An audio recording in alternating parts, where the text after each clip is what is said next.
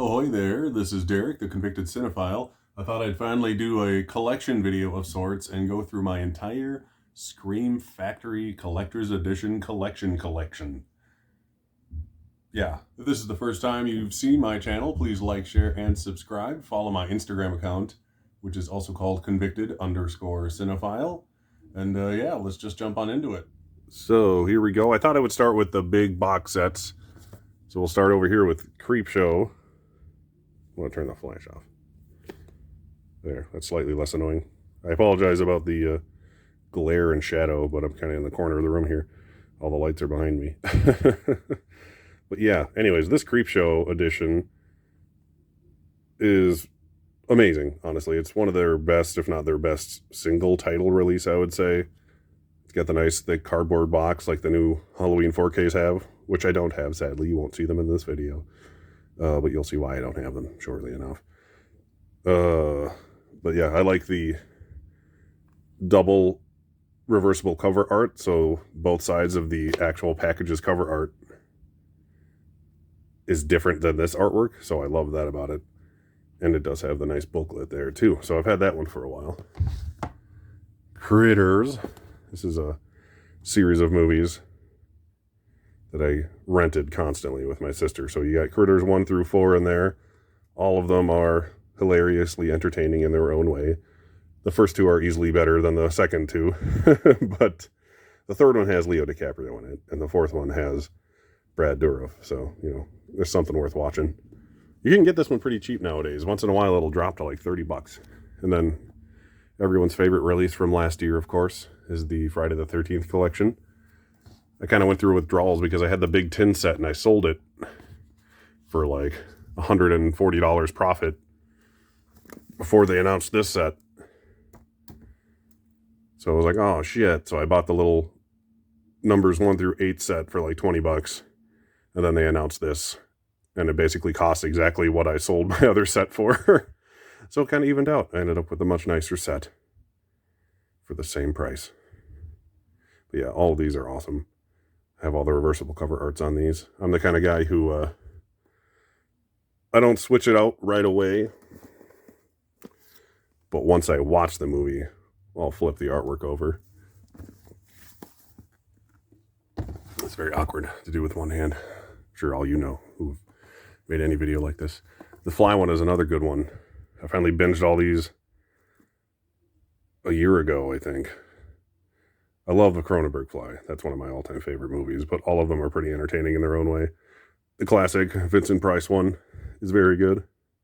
I actually pre-ordered this one. This is one of the few I pre-ordered, and I ended up just selling the lithograph a couple of weeks ago on Mercari.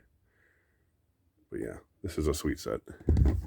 And the holy grail of probably anyone's Scream Factory collection, if they have it, is this 15-disc out-of-print Halloween collection. So I was lucky. You flip it around and put it on the shelf while I bullshit for a second. So I'm just a Halloween fan. I've always loved the original one, and the first, second, and H2O I watched constantly as a kid. And I just knew about this when it got released, so I bought it the day it came out at Best Buy. My wife happened to be on vacation without me at the time, so I couldn't get yelled at for buying it. Not knowing it would be, you know, so hard to find later on. I didn't expect it. I didn't know what Scream Factory was. This is the first Scream Factory thing I ever bought. And I'm happy I did. But yeah. I do plan on getting the 4Ks of the first 5 eventually, but I don't really need them, especially for what they're asking for them yet. I'd much rather have this on my shelf than that one. This is the one I bought recently. I haven't even opened it yet. The It's Alive trilogy. Never actually seen these. They look hilarious. The first one's rated PG, so I always joke with my wife that we could watch it with our now 4-year-old kid. He loves scary things, so he would watch it. He's seen the first Halloween with us. He won't care. Another good one that you can get for a pretty good deal once, if you keep your eyes open, is this Omen Collection. This is another awesome set that I also binged watched last October. I actually had a pacemaker surgery last year. Around October, it actually happened to be the same week that the Friday the 13th collection came out. So I was laid up on a chair recuperating for a few weeks, and I binge watched all 3 of these collections during October last year because I actually had time to watch some stuff. All right, so that goes for the box sets in the collection. Then I'll just move on to the individual titles. All right, so why don't we just go letter by letter here so I have opportunities to cut. So letter A, the granddaddy of them all, the Army of Darkness 3-disc Collector's Edition. I was a little late to the game collecting these, so I'm about 50-50 as far as slipcovers go. But this is an amazing Blu-ray. Comes with 3 different cuts of the movie on 3 different discs with all different artwork. I love that.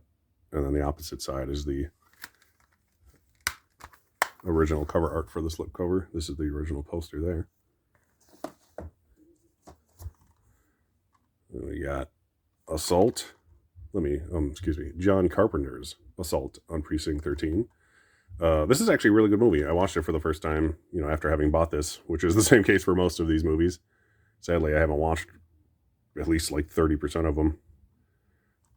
But yeah, this is a surprisingly good movie. I think it's coming out on 4K from someone. I don't know if it's Shout Factory, but it's actually a pretty good deal for this one. You can still get this Blu-ray, I think, and it's one of the cheapest ones they have on their website at Shout Factory or Amazon. They have it for under 15 bucks, I think. So for one of these, that's a great deal. All right, on to the B's. We got Behind the Mask, The Rise of Leslie Vernon. This is one that I have not watched ever. Sadly, when you have a kid, it's hard to watch hardcore R-rated horror movies around them very often. And I have a kid who likes horror movies, so it makes it even harder because he actually wants to sit and pay attention. Black Christmas. This is one of my favorites in the collection. I've seen this a few times. From the director of A Christmas Story. So if you want a good Christmas double feature, watch Christmas Story and then throw this one on right after. Fun for the whole family. I just did a video about this one. The remake of The Blob. So check out that video. I compared the original and the remake. A little bit of a slog, though. It's a 20-something minute long video, but I put some effort into it, so, give me a break. Another good one. I'm getting tired holding everything up. I got John Carpenter's Body Bags, starring John Carpenter there in the center. This was, I think, going to be a show for Showtime, is what they were trying to do. An anthology show like Tales from the Crypt. But it didn't get picked up, so they ended up making it into a movie instead. But it's very good, actually. I recommend it to anyone who has not seen it. One of my all-time favorites, Bruce Campbell in Bubba Hotep. I actually have this poster, soundtrack, and action figure.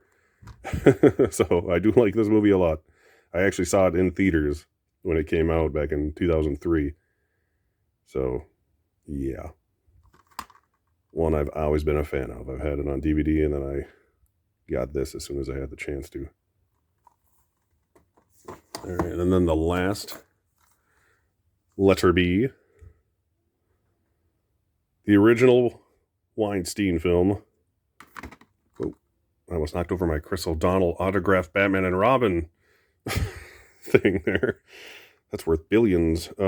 Yes, The Burning, which was written by and produced by the Weinstein brothers, actually. So this is the very first thing they ever did. And most people say it's a ripoff of Friday the 13th, which seems obvious, but allegedly they say who to have written it before that movie came out. But, can you really trust them anymore? I doubt it. But I actually like this movie a lot. I'll take this over the original Friday the 13th any day. Hot take there. I got Candyman. This is the very first thing I ever pre-ordered, actually, from Shout Factory. So I got the double slip covers. There's actually like a copy of Ratatouille in the second one, just so it's not getting crushed in the shelf and it can be displayed. And I've got the posters right next to me here. And then a pile of posters I have no room for over there. Maybe I'll do a room tour sometime. I don't have much of a movie room, but I got a handful of crap lying around that's cool to look at. This is a good one. I think this one's out of print now too, if I'm not mistaken. Brian De Palma's Carrie. Can't remember if I mentioned it though, but I exclusively collect the collector's edition line. There's a few outliers here, or the big box sets, because they just release too much stuff to get everything they release. And this is hard enough, so that's what I focus on. So if there's a movie, good or bad, that has the collector's edition banner, I'll buy it at some point. But I'm trying to get this slip off. So there's the old poster artwork there. This is one of the first ones I bought. When I really started collecting these, I bought Candyman, and then I got Carrie and like 5 other ones that same day, because Blu-ray.com used to actually like let you track prices. I really wish I kept doing that. This is an interesting one. Cat People. The remake of Cat People. I remembered liking it quite a bit. I haven't watched it since I bought it, essentially, a few years ago. But the most famous thing in there is probably the awesome David Bowie song that they use in Inglourious Basterds. Honestly. Another classic. This one's out of print as well. I wish I would have known about these in time to get that awesome duplicate slip like I have for Candyman with the good guy doll. You got Chucky on the back there. It's one of the few movies I have 2 copies of, because I have the Chucky collection and then this. But this is the only one, good enough to buy 2 times, I would say. Another good one. Class of 1984. For some reason, the entire time I watched this, I just imagine it being turned into a musical, and it would be awesome. I don't know why I thought that. It just popped in my head the whole time. Stars a very young Michael J. Fox, but yeah, it's a very good movie. Has a very disturbing R-word sequence towards the end of it, but it's a damn good movie. Better than you would expect. Here's one I still need to pop open. Cobra. I was kind of surprised it was part of the Scream Factory line, because it seems like it'd be more of an action movie, but I've heard it fits in there quite nicely, so I need to watch that sometime. I don't have a lot of Stallone movies. I only own like 3 of his movies, probably. And Demolition Man isn't even one of them. So here's my last C movie, The Craft. I finally watched this last year as well. It's the one my wife picked to watch, so I liked it okay. I don't get what all the hype is about. I guess some people just like witch movies way more than I do, but it was alright. Nothing I'd watch a million times. On to the letter D. Excuse me. Sam Raimi classic, Dark Man. I'm talking way too long. I only have like 20 more minutes of video on this phone. But yeah, this is an awesome movie. Liam Neeson, Frances McDormand. If you haven't seen it, it's hilarious. And awesome.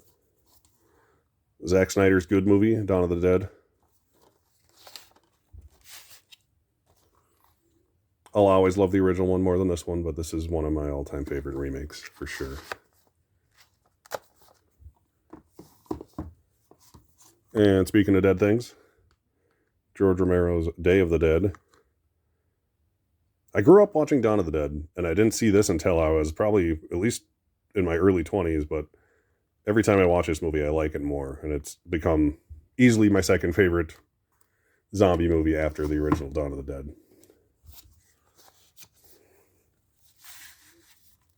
And here's one that I wasn't the biggest fan of. I finally watched it last year. Cronenberg's Dead Ringers. Jeremy Irons is awesome in this, but beyond that, I didn't like it that much. It's kind of boring. Cronenberg's kind of hit or miss. I really like him. When he hits hard. But when he misses, it's usually really boring. Really good split screen effects in that movie, though, too. Deadly Blessing by Wes Craven. The Wes Craven movie that I kind of forgot existed until I look at this. Got Ernest Borgnine and Michelle Pfeiffer. Very young Michelle Pfeiffer. This movie is okay. Like, I'll watch it again at some point, but only because I can't really remember much of it. Honestly. We got Robert Zemeckis' Death Becomes Her. This movie's hilarious. Awesome ensemble in it. Meryl Streep, Bruce Willis, and Goldie Hawn. And Oscar-winning visual effects. So, nothing to sneeze at there. One of my all-time 5 favorite werewolf movies, as you can see in my video I made about that a few months ago. Dog Soldiers, a Scottish horror comedy with some kick-ass werewolf costumes. Not even costumes necessarily, but I don't know. I guess they're kind of costumes. Puppeted costumes. Dolls by Stuart Gordon, who did Reanimator, if I'm not mistaken. This one's also out of print and hard to find now. This movie is pretty entertaining. It's a goofier one. I guess Reanimator is too, but, you know. What are you going to do, right? Here's another one I haven't opened yet, but I've seen. One of the better PG-13 horror movies I've ever seen. Sam Raimi. Drag Me to Hell. I thought this was pretty good. I remember renting it right when it came out. This is the one thing I've ever bought from Hamilton Books. They had it for like $11, so I jumped on it. And The Last D. Dreamscape. This is a cool movie, actually. It's very weird and trippy. I couldn't pay as close attention to it as I wish I could have when I watched it, so one of these days I will watch it again. Alright, on to the E's. Another one I haven't watched yet, sadly. The Entity. I know nothing about this movie, but I've heard interesting things since having bought it. I got the other John Carpenter, Escape from New York. Good movie. John Carpenter's Escape from L.A. Another one I still haven't opened, but I've seen it a few times. One of these days I'll go back and do a double feature, I'm sure. Who knows? Maybe I'll make a video about it. Probably not, though. Because I don't have time usually. Exorcist 2, The Heretic. The original Exorcist is, of course, a classic.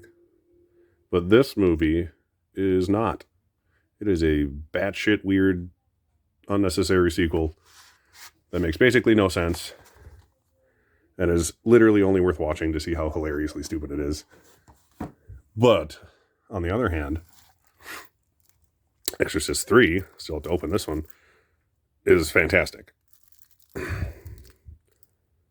This one has 2 versions of the movie, the theatrical cut and the director's cut. I've only seen the theatrical cut, so when I pop this sucker open finally, I will be watching the director's cut. I believe that one doesn't have the shoehorned exorcism scene that's in the theatrical cut because the producers made them make an Exorcist scene because it's an Exorcist sequel, even though it made no sense in the plot.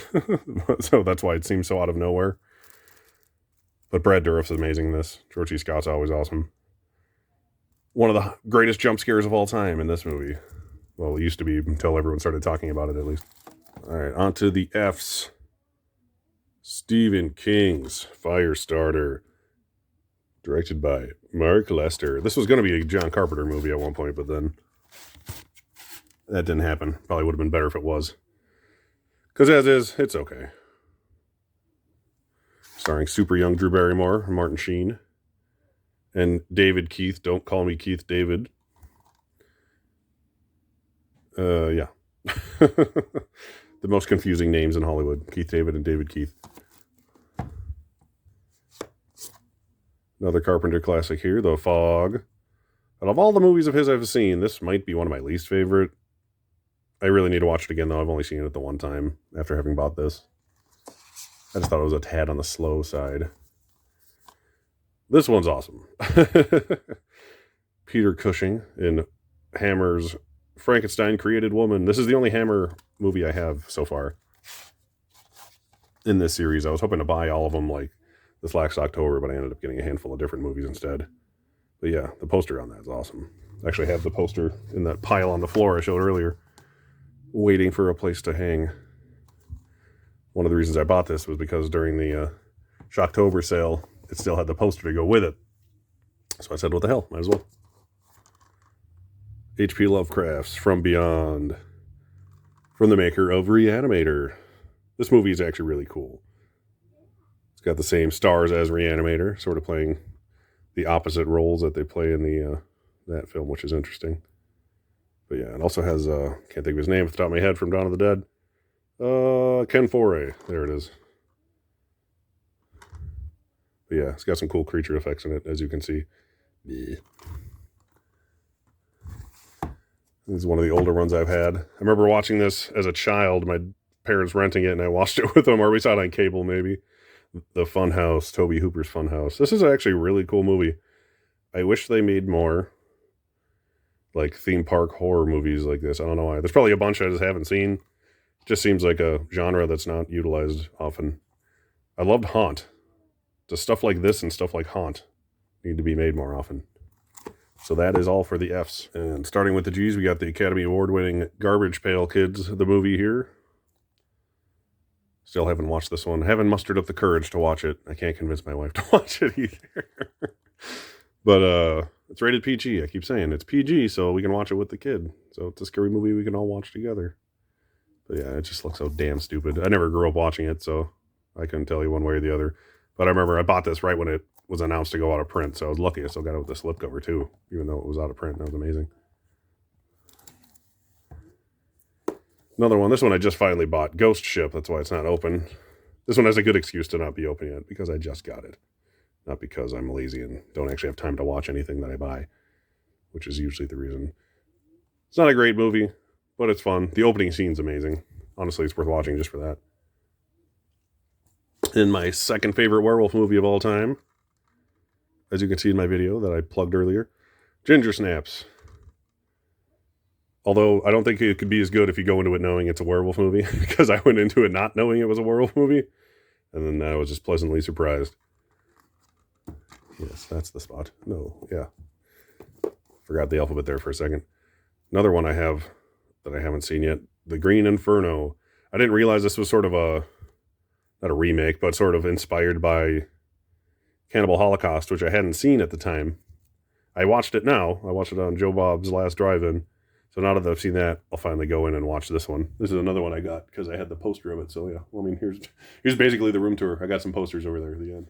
All right, here's one of the first ones I bought too. I got this one not long after it came out, and it was on sale for like $15, which sadly doesn't seem to happen that often anymore. Once in a while, Amazon will just drop a bunch of these for $14.99, and then I'll buy all of them. But it seems like it's been like 3 years since they've done that. It's an entertaining enough movie. I watched it a couple times. It's on the slow side, but it's not bad. It's got Linda Blair of The Exorcist fame, and to a lesser extent, The Exorcist 2, The Heretic fame. Here's one I always liked. Didn't like it as much watching it again, you know, after 20 plus years. I saw this House on Haunted Hill on DirecTV back when that was new and cool. I remember my friend and I watched it. It's got the original poster on the artwork there, like they all do. It's got a good cast. Jeffrey Rush is awesome, as always. It's got Famke Janssen, Chris Kattan, Taye Diggs. But, you know, mostly Jeffrey Rush. That's where it's at. Another one of my top 5 werewolf movies, The Howling. It's coming out on 4K soon from them, so if you don't have this one, it's actually a really good deal. It's only like, it's under $15, I think, for this one all the time. So if you only really want the Blu-ray, grab this one. It's a good deal. But they just announced the 4K to come out in the next, I want to say it's February of next year or January maybe. Which I may or may not buy because I already have this one. We'll see. This one I finally watched recently. John Carpenter's In the Mouth of Madness. A lot of people really like this movie. I was disappointed by it, maybe just because I've seen so many good things about it. I think it has an amazing concept. I just don't think it was executed as well as it could have been. Might have been a budget thing. I don't know. But Sam Neill is good in it. It's a fun movie to watch. I just realized I jumped into the eyes. So we'll just keep going at this point. I only got one more. This is another out-of-print one, but they just released it on 4K through Kino Lorber. Lorber? Yeah, I think that's who did it. Invasion of the Body Snatchers. There's the old poster artwork there. I actually like the slipcover a lot. I remember seeing like lists of the worst Scream Factory covers, and this was always on them. For some reason, everyone hates this one but me. I don't know. I think it looks cool because it looks different than the rest of them, I guess, and the colors are, I don't know. I enjoy it. But you got the very young Jeff Goldblum there, and then Spock himself, Leonard Nimoy's in this film as well. It's awesome. All right, on to the J's. Not too complicated. I think I only have the 2 Jeepers Creepers movies, but these are also out of print. Now, I got the first one I got the slip for. I bought them the same day, back when they were $15, like I was saying, when Amazon used to sell things cheaper every once in a while. And then, I like that. I saw that in theaters, I remember, a couple times. I like that one a lot. Jeepers Creepers 2 I saw in theaters as well. I used to work at the theater, so I used to watch basically everything. I didn't like this one very much in theaters, but then when I rewatched it after buying it, I enjoyed it a lot more. I still prefer the first one, but the second one is a lot better than I remember. On to the L's. Got more of a comedy than a horror movie, but Lake Placid, another movie I remember seeing in theaters and enjoying a lot when it came out. It's a cheesy little fun creature feature from the 90s, back when they used to do those still, and they weren't just all on the Sci-Fi Channel. But yeah, this one's got a good cast. Got Bill Pullman, Oliver Platt, and Bridget Fonda. But yeah. And Betty White, of course, the immortal Betty White, as the comic relief. The fourth Romero zombie film, Land of the Dead.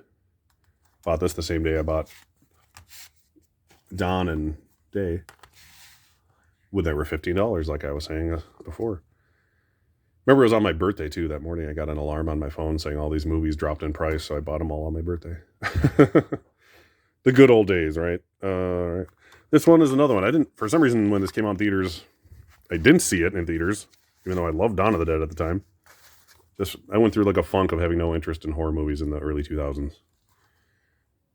Don't ask me why. Maybe because they weren't as good anymore.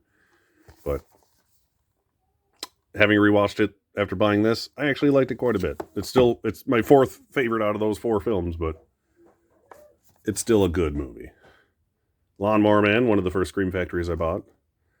Once again, when they were super cheap on Amazon back in the day. I'm actually like opening them with my teeth off screen. If you're hearing weird sounds, it's me trying to slide it out and pull it with my mouth. You got the old poster with the eyeball there. This is, I wouldn't say it's a good movie, but it's an interesting movie, that's for sure.